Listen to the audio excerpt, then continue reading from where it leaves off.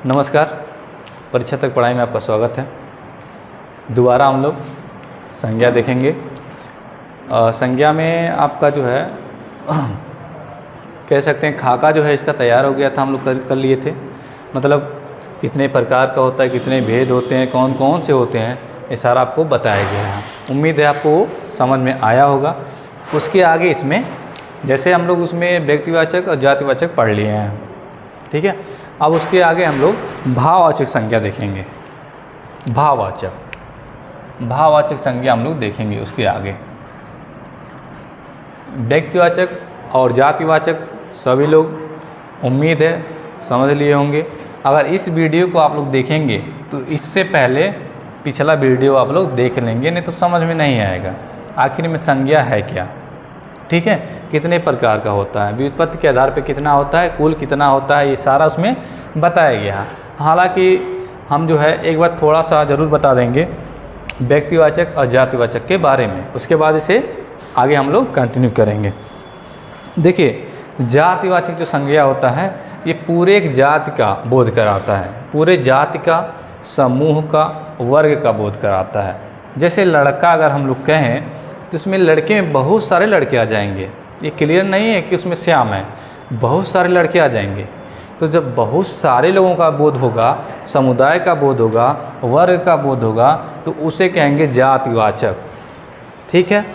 और उसी में से लड़कों में से एक लड़के को निकाल के बाहर कर दें हम लोग, ठीक है। जैसे श्याम को उसका श्याम नाम करके बुला दें, उन लड़कों में से एक पूरे वर्ग में से, एक जाति में से, एक समूह में से, समुदाय में से अगर बाहर कर देंगे एक लड़के को तो उसे कहेंगे व्यक्तिवाचक, ठीक है। जैसे एक यहाँ देखिएगा, ये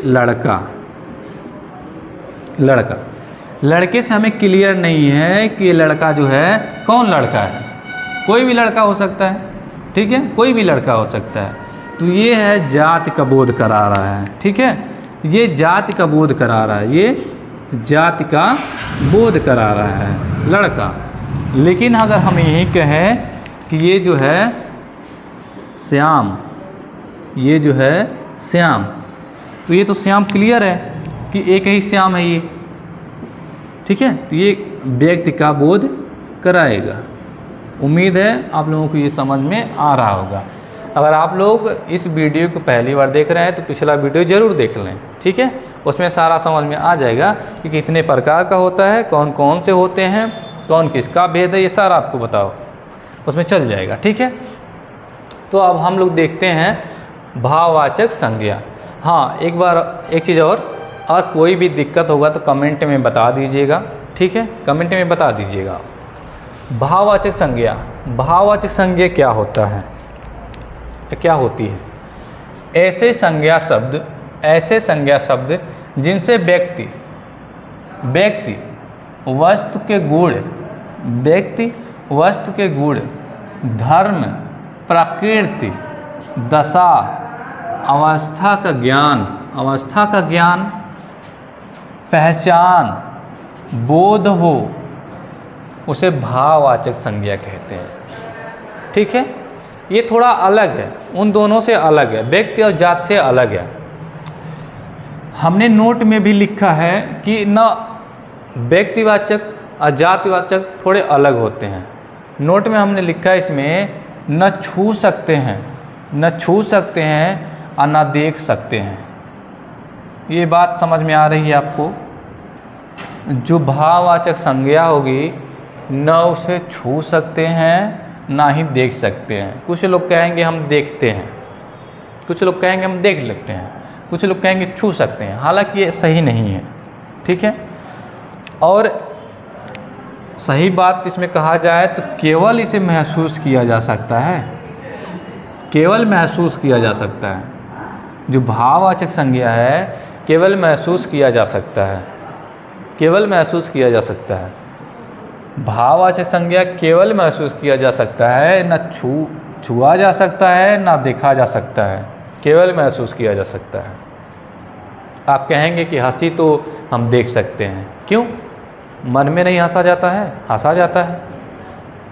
बहुत सारे लोग दुखी होते हैं, ऊपर से दिखाते हैं, क्या उसे देख सकते हैं दुख होना? नहीं देख सकते, केवल महसूस किया जा सकता है। ठीक है, इस पे बहुत सारे लोगों को दिक्कत हो सकती है, लेकिन यही सही है। और भाववाचक संज्ञा कितने प्रकार का होता है? ठीक है, तो भाववाचक संज्ञा आपका 5 प्रकार का होता है। भाववाचक संज्ञा 5 प्रकार से बनाया जा सकता है। भाववाचक संज्ञा 5 प्रकार से बनाया जा सकता है। कौन कौन से हैं भाववाचक संज्ञा जो 5 प्रकार से बनाए जा सकते हैं? देखिए, एक जाति से, जाति आप लोग पढ़ लिए हैं, जाति से भाववाचक संज्ञा बनेगा। ठीक है, जाति से भाववाचक संज्ञा। सर्वनाम से, सर्वनाम अभी पढ़े नहीं हैं, पढ़ेंगे हम लोग सर्वनाम। विशेषण से भाववाचक संज्ञा। क्रिया जो कार्य को करता है उसे कहते हैं, ये भी नहीं पढ़े हैं हम लोग, इसे भी पढ़ेंगे। अव्यय, अव्यय भी नहीं पढ़े हम लोग, तो अव्यय से। इन 5 से, ठीक है, इन 5 से भाववाचक संज्ञा बनाई जाती है। आप लोग समझ रहे हैं ना? देखिए, भाववाचक संज्ञा 5 प्रकार से बनाया जा सकता है। ये 5 प्रकार हैं। कैसे? अब आगे इसमें देखते हैं कैसे बनाया जा सकता है। देखिए, जो पुरुष लिखा है, पुरुष, ठीक है, ये क्या पुरुष क्लियर है? किसे हम कह रहे हैं? नहीं पता चल रहा है ना? तो पुरुष एक जाति का बोध करा रहा है। देखिए, लिखा भी है जाति से भाववाचक, तो ये जाति से बोध कर रहा है। ठीक है, जातिवाचक है। और इसमें हम लोगों ने प्रत्यय लगा दिया है, तो ठीक है, प्रत्यय लगाने के बाद इस फॉर्म में बदल जाएगा ये।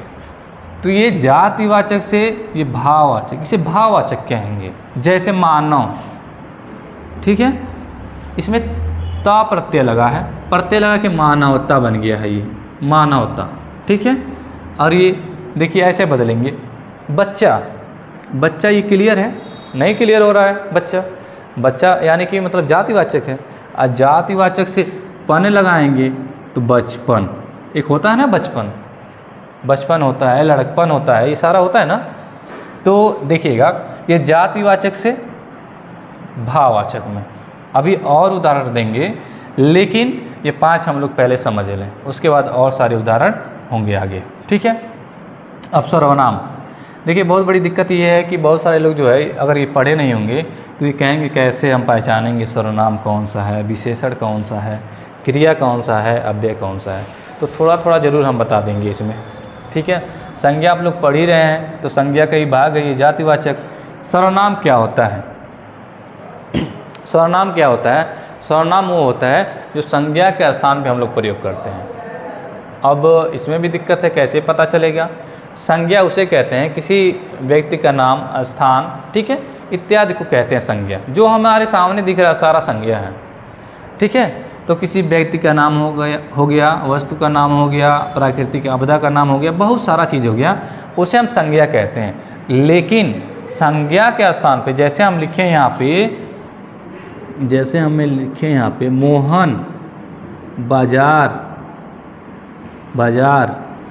जाता है, मोहन बाजार जाता है,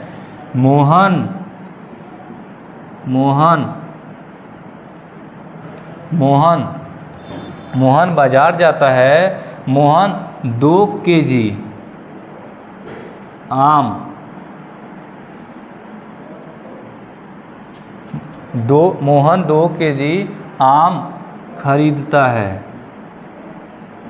मोहन 2 केजी आम खरीदता है। तो देखिए, हम सर्वनाम समझा रहे हैं आप लोगों को। ठीक है, तो ये मोहन जो है यहाँ पे, इसे कहेंगे, क्या कहेंगे? इसे कहेंगे संज्ञा। ठीक है, इसे कहेंगे संज्ञा। लेकिन हमने यहाँ फिर प्रयोग कर दिया, तो क्या ये सही है? बार बार प्रयोग करना, बार बार प्रयोग करना ये गलत हो जाता है। ठीक है, इसकी सुंदरता खराब हो जाती है।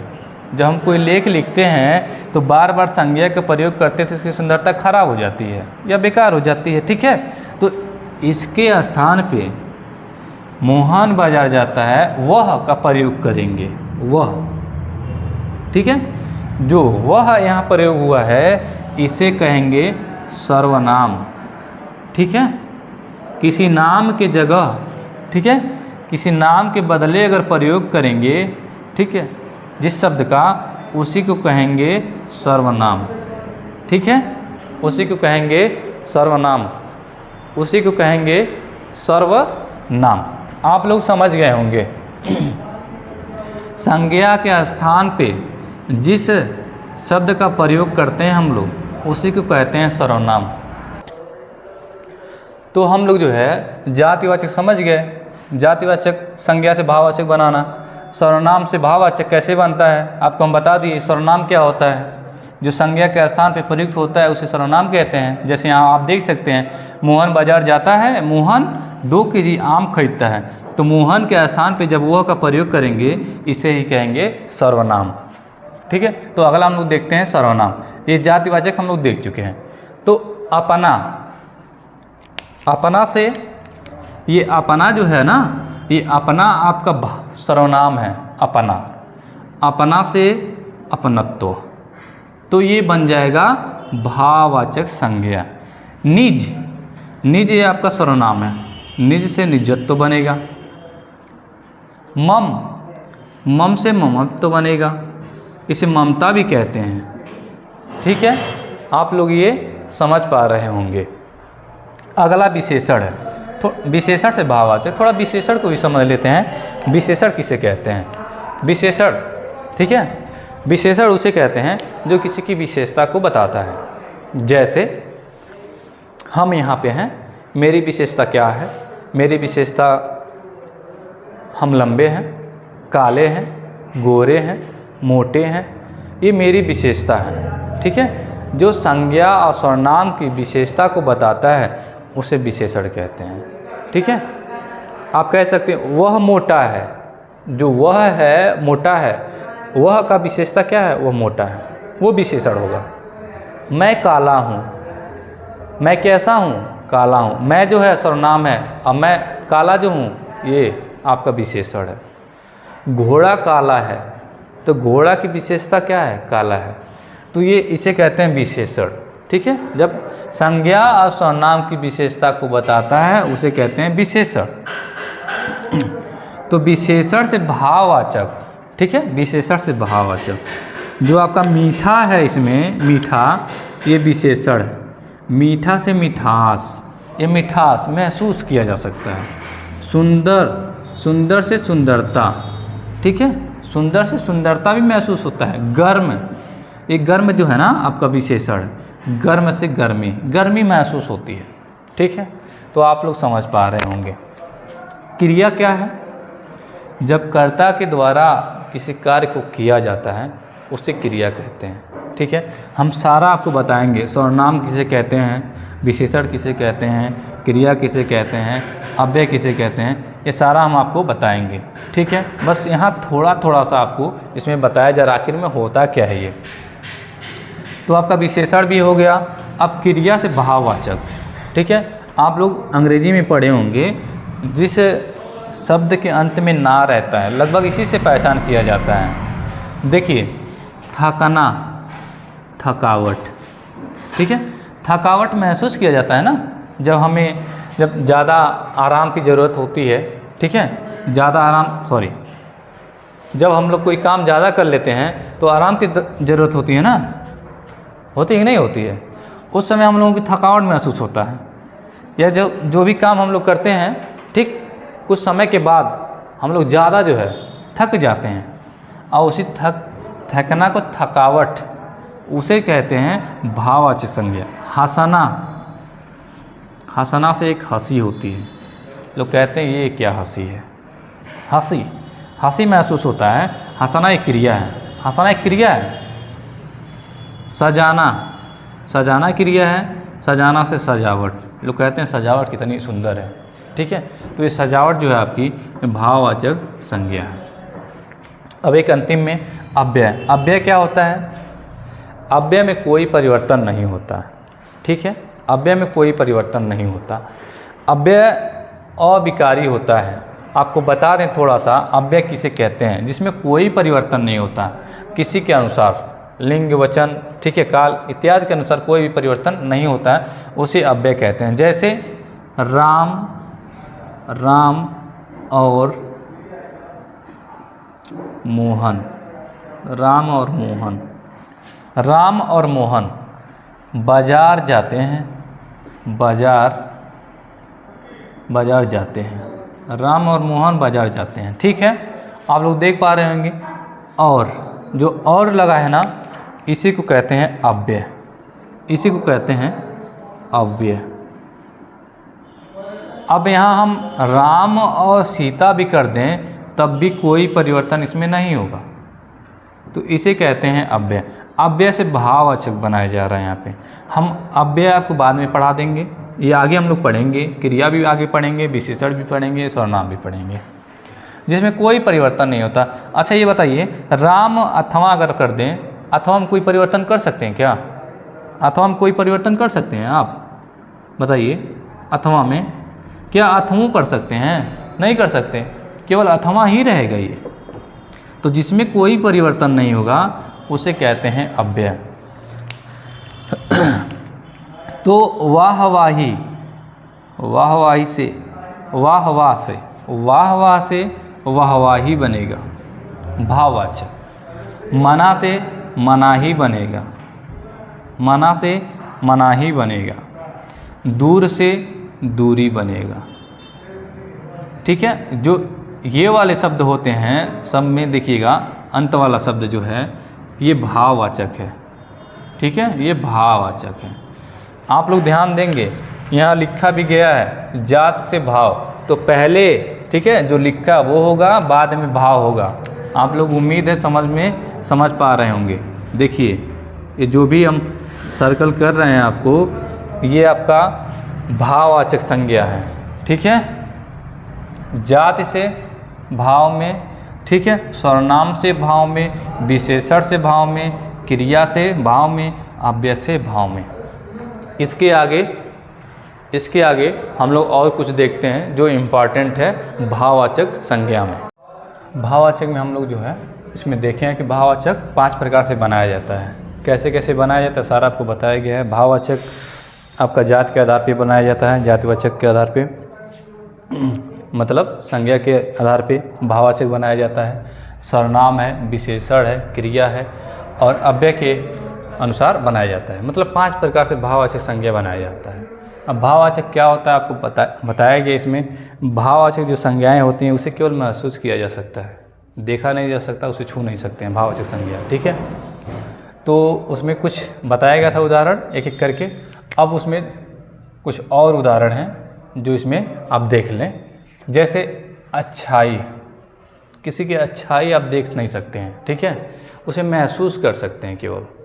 वो हालांकि अलग बात है कि आप कहते हैं कि मुझे दिखता है, ठीक है, किसी की हंसी दिखती है, लेकिन हंसी आपको पता है हंसी अंदर से भी हंसी जाती है, महसूस किया जाता है केवल हंसी।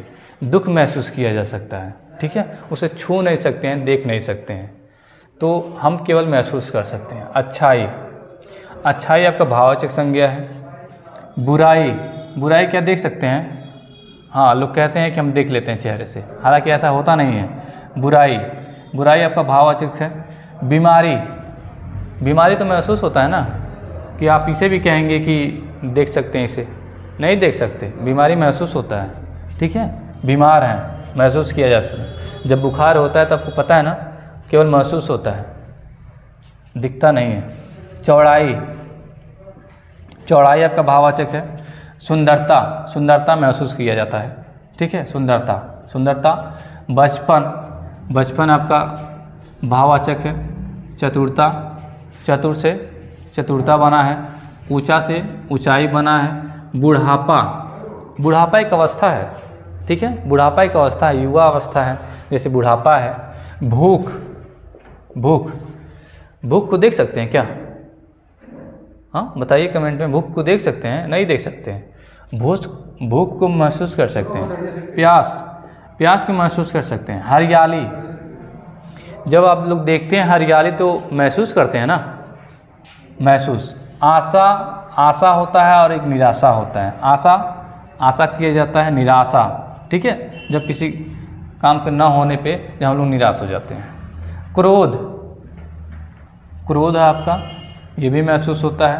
प्रेम, प्रेम तो आप लोग अच्छे से समझते होंगे प्रेम होता क्या है, ठीक है।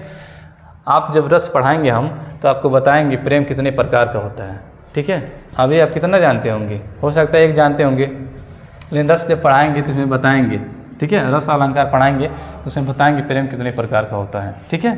तो प्रेम 3 प्रकार का होता है, ठीक है। प्रेम 3 प्रकार का होता है, आप लोग बताएंगे कौन कौन सा प्रेम होता है, ठीक है। घृणा, ये घृणा, ठीक है। घृणा किसी से भी हो सकता है, ठीक है, व्यक्ति व्यक्ति से हो सकता है और किसी भी चीज़ से हो सकता है, ठीक है। निंदा, निंदा भी भाववाचक संज्ञा है आपका। झूठ, लोग कहते हैं हमें झूठ पसंद नहीं है, क्या झूठ को देख सकते हैं? नहीं देख सकते हैं। माया, माया, ठीक है। माया ये प्रभु जी का माया है, ठीक है, ना कि किसी का नाम है माया। ये माया महसूस करते हैं। और मित्रता, सबसे बड़ा मित्रता, ठीक है। मुझे लगता है मित्रता सबसे बड़ा है, ठीक। मतलब मित्रता जो है आपका भाववाचक है, ठीक है। जो मित्रता होती है, जो हम लोग मित्र बनते हैं किसी से, तो वो महसूस ही होता है ना, दिखता थोड़ी ना, महसूस होता है केवल। एक दूसरे से लोग जुड़े रहते हैं।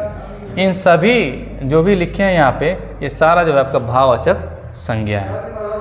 आपका जातिवाचक संज्ञा हो गया, व्यक्तिवाचक संज्ञा हो गया और भाववाचक संज्ञा हो गया। और जातिवाचक के 2 और बचे हैं। ये दोनों जो हैं आपके जातिवाचक के ही भाग हैं।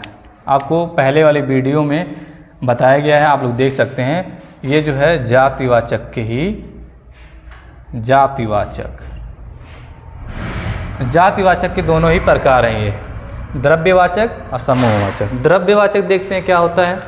द्रव्यवाचक संज्ञा, ठीक है। द्रव्यवाचक संज्ञा क्या होता है, पहले इसे देख लेते हैं। द्रव्यवाचक को, ऐसे वस्तु जिन्हें मापा और तौला जा सके, मापा और तौला, बस इतना ही आपको देखना है और नहीं देखना इसमें, बस मापा और तौला जा सके।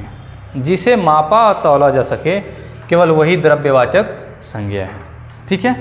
जिसे मापा तौला जा सके, तो क्या, पानी, ठीक है। पानी, पानी आपका द्रव्य है, ये मापा तौला जा सकता है। सोना, इसमें ये भी कह सकते हैं जिसे मापा तौला जा सके, और भी इसके परिभाषा बन सकते हैं, ठीक है। मापा तौला जा सके, बस इतना ही समझिएगा। पानी, पानी इसमें आ जाएगा, मापा तौला जाएगा। सोना इसी में आ जाएगा। तेल, तेल, तेल भी द्रव्यवाचक में आ जाएगा, ठीक है। द्रव्यवाचक में दूध मापा तौला जाता है। पेट्रोल, पेट्रोल भी इसी में आएगा। गैस, गैस के रूप में जितनी भी चीज़ें होती हैं, जितने भी गैस होती हैं आपके द्रव्यवाचक में आ जाएंगे। ठोस में, ठोस में आपके क्या क्या आ जाएंगे, लकड़ी, इसके अलावा धातु, अधातु, ठीक है। धातु, अधातु, इन सब में सोना वगैरह, सोना, चांदी, लोहा, तांबा, ये सारे आ जाएंगे। तरल पदार्थ में, ठीक है, अगर यहाँ लिख दें हम तरल पदार्थ, तो तरल पदार्थ में जितने भी लिक्विड होते हैं वो सारे आ जाएंगे, ठीक है। बात को समझ रहे हैं ना। मतलब द्रव्यवाचक में किसी ठोस वस्तु को, किसी गैस वस्तु को, गैसीय वस्तु को, ठीक है, और जिसे मापा या तौला जा सके, वो सारे इसी में आ जाएंगे आपके। उम्मीद है आप लोग समझ पा रहे होंगे। हम बहुत कम ही लिखे हैं, इसमें ज़्यादा लिखने का प्रयास नहीं किए हैं, क्योंकि एकदम आसान है। जो मापा या तौला जा सके वो द्रव्यवाचक संज्ञा है, ठीक ना। अब आगे हम लोग देखते हैं समूहवाचक संज्ञा। समूहवाचक में क्या होगा, समूह से ही आपको समूह कहने से ही आपको ये याद आ रहा होगा कि समूह जो होता है, एक झुंड होता है, समुदाय होता है, वर्ग होता है, ठीक है। समूह, समूह का मतलब 4-5 लोग रहें, 10 लोग रहें, एक मंडली रहे। तो किसी समूह या दल, किसी समूह का और किसी दल का बोध कराना ही समूहवाचक संज्ञा होता है, ठीक है। जैसे बहुत सारे उदाहरण इसमें लिखे गए हैं, आप देख लें। सभा, सभा जब होती है तो आप लोग देखे होंगे बहुत सारे लोग वहाँ रहते हैं सभा में, उसे सभा कहते हैं। एक लोग नहीं रहते वहाँ पे, बहुत सारे लोग रहते हैं, सभा होती है। सेना, क्या एक सिपाही को सेना कह सकते हैं? नहीं कह सकते। सेना जब आती है तो बहुत सारे लोग रहते हैं। गुच्छा, गुच्छा, आपको गुच्छा भी देखते होंगे, ठीक है। अंगूर का गुच्छा हो गया, आम का गुच्छा हो गया, चाबी का गुच्छा हो गया, सभी इसी में आ जाएंगे। गुलदस्ता, लगता है गुलदस्ता एक है, लेकिन उस गुलदस्ते में बहुत सारे फूल रहते हैं, ठीक है। तो उसमें एक समूह रहता है। भीड़, आप लोग सुने होंगे कि भीड़ ने पीट पीट के मार दिया। भीड़ मतलब बहुत सारे लोग। झुंड, जानवरों का झुंड, जनता का झुंड, किसी का भी झुंड हो सकता है। मंडल, मंडल, मंडल आप लोग जानते हैं, ये मंडल जैसे कोई सम्मेलन होता है तो मंडल बनता है। मेला, मेला जानते हुए होंगे, मेला, मेला में बहुत सारा भीड़ होता है, उसको मेला कहते हैं, ठीक है। और जो मेला होता है वो आपका समूहवाचक होता है। जनता, जनता आ रही है, ठीक है, जनता आ रही है, मतलब जनता में बहुत सारे लोग हैं। सरकार, आपको सरकार भी पता होगा। सरकार आप देख के ये मत कहिएगा कि ये जो है किसी और में जाएगा, सरकार इसी में आएगा, क्योंकि सरकार में बहुत सारे लोग रहते हैं, ठीक है, बहुत सारे लोगों से सरकार बनती है। अब प्रजा, प्रजा भी आपका समूह में है। समिति, किसी चीज़ की समिति बनाई जाती है, किसी भी चीज़ की समिति बनाई जा सकती है, तो समिति आपका समूह है। कमेटी, कमेटी हर एक चीज़ में बनाई जाती है। कमेटी, गांव की कमेटी होती है, चौराहे की कमेटी होती है, ज़िले की कमेटी होती है, जिसमें बहुत सारे लोग भाग लेते हैं। परिवार आपको जानते ही हैं, परिवार जब एक परिवार में 5-6 लोग 7 लोग जैसे भी रहता है, परिवार छोटा बड़ा सब रहता है, परिवार को इस समूह में डालते हैं। संघ, संघ जैसे आप लोग पढ़े होंगे अनुच्छेद, ठीक है, अनुच्छेद में पढ़े होंगे। अनुच्छेद में पहला अनुच्छेद जो है आपका भारत राज्यों का संघ है, मतलब भारत में कई सारे राज्य हैं, उसे संघ कहते हैं। संघ ये जनता का भी हो सकता है संघ। गिरोह, डाकुओं का गिरोह, डाकू जो होते हैं बहुत सारे होते हैं गिरोह में, ठीक है। समुदाय, समुदाय आपको पता है बहुत सारी समुदाय हैं यहाँ पे। समूह, समूह भी है। कबीला, कबीला थोड़ा पुराना है, पहले कबीला चलता था, एक कबीला में बहुत सारे लोग रहते थे, कबीला है, ठीक है, कबीला। देश, देश आपको ये भी पता होगा, देश बहुत सारे देश हैं, लगभग यूएन में 195 देश हैं, ठीक है, हालांकि और भी देश हैं, लेकिन अभी 95 देश ही, 195 देश को ही मान्यता मिला है। टोली, एक टोली, ठीक है, टोली में भी बहुत सारे लोग होते हैं। तो उम्मीद है ये सारा आपको समझ में आ रहा होगा। एक बार थोड़ा सा दोबारा देख लीजिए, द्रव्यवाचक संज्ञा क्या होती है। जिसे माप तौल लेते हैं उसे द्रव्यवाचक संज्ञा कहते हैं। पानी, जितना भी लिक्विड है सारा आ जाएगा द्रव्यवाचक में, ठीक है, जितना भी लिक्विड है। इसके अलावा जितना भी माप तौल है सारे आ जाएंगे। धातु अधातु सभी आ जाएंगे। गैस इसी में आ जाएंगे। जितने भी ठोस हैं सभी द्रव्यवाचक संज्ञा होंगे, ठीक है। उसके बाद समूहवाचक में, समूहवाचक में क्या होगा, जो समूह का बोध करा दे, समूह का अदल का बोध करा दे, वो सारे के सारे जो हैं समूहवाचक संज्ञा में आ जाएंगे। देखिए इसमें जितने भी लिखे गए हैं, सभा, सेना, गुच्छा, गुलदस्ता, ये सब जो है एक लोगों का नहीं बोध करा रहा है, ये बहुत सारे लोगों का बोध करा रहा है। क्योंकि सभा जब होती है तो बहुत सारी जनता रहती है, बहुत सारे लोग रहते हैं। सेना, सेना का भी एक सिपाही को नहीं कह सकते सेना, ठीक है, सेना। गुच्छा, एक लोगों को गुच्छा कहेंगे नहीं कहेंगे, हाँ ये 4-5 एक ही में ऐसे लगे रहेंगे तो इसे गुच्छा कहेंगे, ठीक है। और ऐसे एक गुलदस्ता रहता है, ठीक है, ऐसे गुलदस्ता, बहुत सारे इसमें फूल रहते हैं। भीड़, भीड़ आप जानते ही हैं। तो मतलब ये सारा समझ लीजिएगा कि जितने भी हैं ये सारे समूहवाचक के उदाहरण हैं। अब अंत में नोट में लिखा गया है, नोट में बस 3 ही लिखा है और तो समझ लेंगे, ठीक है। जैसे आपसे ऐसे वाक्य देगा, पूछेगा देश में हरिश्चंद्रों की कमी नहीं है, आपको यहीं बताना पड़ेगा। 4 ऑप्शन मिलेंगे आपको, ऐसे 4 ऑप्शन यहाँ, जातिवाचक, व्यक्तिवाचक, समूहवाचक, द्रव्यवाचक, ठीक है। तो आपको ये सारा जो है पढ़ने के बाद ये निचोड़ है ये, ठीक है। उसके बाद आपको बताना है किसमें जातिवाचक है, व्यक्तिवाचक है, समूह है या फिर द्रव्य है। तो आप कैसे बताएंगे, देखिए देश में जयचंदों की कमी नहीं है, आपको क्वेश्चन ऐसे भी दे सकता है या फिर अंडरलाइन करके, ठीक है। देश में जयचंदों की कमी नहीं है ऐसे पूछ भी सकता है। तो देश में हरिश्चंद्रों की कमी नहीं है। अब हरिश्चंद्र से मतलब क्या है, हरिश्चंद्र से मतलब क्या है, हरिश्चंद्र आपको पता है कितने ईमानदार थे, हरिश्चंद्र कितने ईमानदार थे, तो ये ईमानदारी से है। हरिश्चंद्र जो है आपका ईमानदारी से है, ठीक है, ईमानदारी, हरिश्चंद्र ईमानदारी से संबंधित है। हरिश्चंद्र ईमानदारी मतलब अच्छाई, हरिश्चंद्र की अच्छाई थी, ईमानदारी थी, ठीक है, अच्छाई और इनकी ईमानदारी थी हरिश्चंद्र की। मतलब ये अच्छे व्यक्ति के लिए और ईमानदार व्यक्ति के रूप में हरिश्चंद्र जाने जाते हैं, ठीक है, अच्छे व्यक्ति और ईमानदार व्यक्ति के रूप में जाने जाते हैं। लेकिन यहाँ पे देखिएगा हरिश्चंद्र कहा गया है, ना कि हरिश्चंद्र कहा गया है, दोनों में अंतर है। हरिश्चंद्र और हरिश्चंद्रो, हरिश्चंद्रों का मतलब ये है कि देश में हरिश्चंद्रों की कमी नहीं है, मतलब बहुत सारे अच्छे लोग हैं यहाँ पे, बहुत सारे ईमानदार लोग हैं। तो इसका मतलब क्या हुआ? इसका मतलब ये हुआ जब हरिश्चंद्रों की कमी नहीं है तो इसे हम कहेंगे जातिवाचक संज्ञा, इसे कहेंगे हम लोग जातिवाचक संज्ञा। क्या आपको क्लियर हो रहा है? ये जब यही वाक्य में पूछता हरिश्चंद्र बहुत अच्छे थे, हरिश्चंद्र बहुत अच्छे थे, अब वही कहता कि जो हरिश्चंद्र अंडरलाइन करके हरिश्चंद्र को बताइए कौन सी संज्ञा है। हरिश्चंद्र बहुत अच्छे थे, तो इसमें हरिश्चंद्र जो थे ना वो व्यक्तिवाचक में आएगा।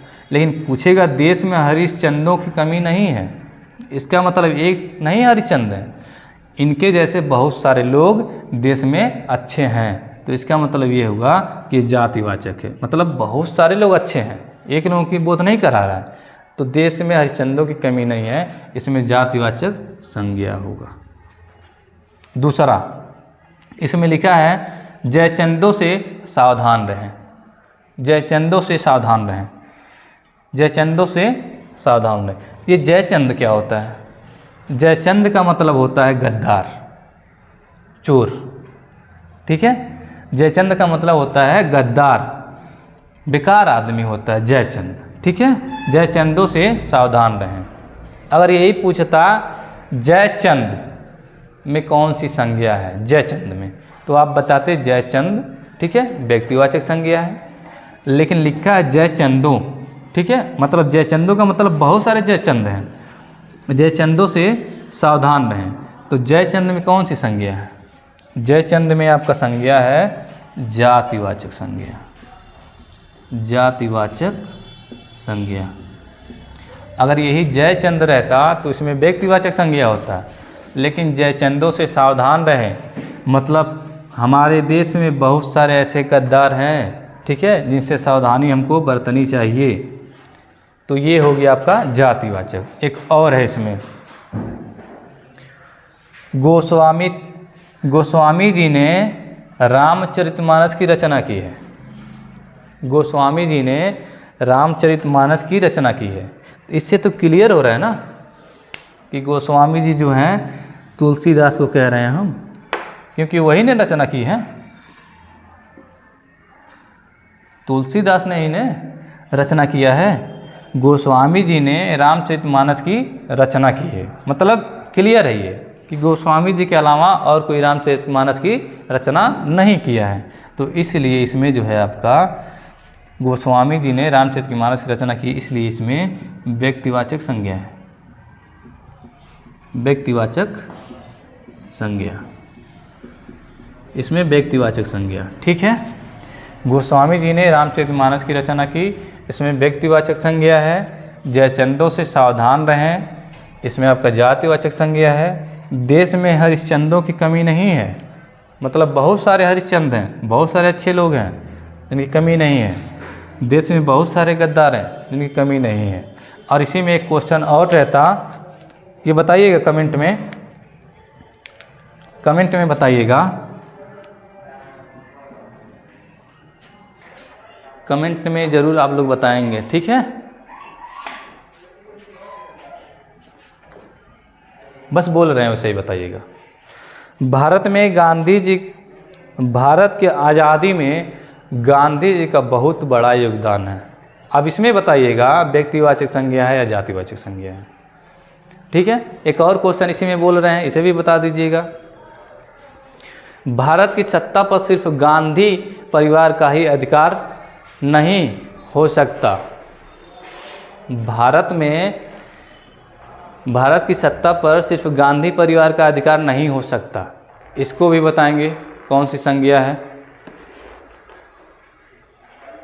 और दूसरा इसी में हमें सांस लेने के लिए ऑक्सीजन की आवश्यकता पड़ती है, इसको भी कमेंट में बताएंगे। ठीक है। उत्तर प्रदेश में कई प्रकार के आम पाए जाते हैं, उत्तर प्रदेश में कई प्रकार के आम पाए जाते हैं, इसे भी कमेंट में बताएंगे। मुझे फलों में आम पसंद है, इसे भी बताएंगे। आज के समय में हर परिवार के एक विभीषण मिल ही जाते हैं। और सारे क्वेश्चन हैं, लेकिन ज़रूर कमेंट करके बताइएगा। ठीक है। मुझे लगता है कि जो संज्ञा का आपका चैप्टर है ये समाप्त हो गया है। इसके बाद अगला चैप्टर हम लोग देखेंगे। वीडियो कैसा लगा, ठीक है, आप ज़रूर बताएंगे कमेंट करके वीडियो कैसा लगा। और जो लोग पहली बार इसे देख रहे होंगे, इससे पिछला वीडियो ज़रूर देखेंगे, क्योंकि समझ में नहीं आएगा, क्योंकि सारा जो है बेसिक उसमें बताया गया है। उम्मीद है ये सारा समझ में आएगा। और जो भी दिक्कत होगा, जो भी परेशानी होगा, आप लोग कमेंट में ज़रूर बताएंगे। ठीक है, उसे हम जो है सही करने की प्रयास करेंगे। धन्यवाद।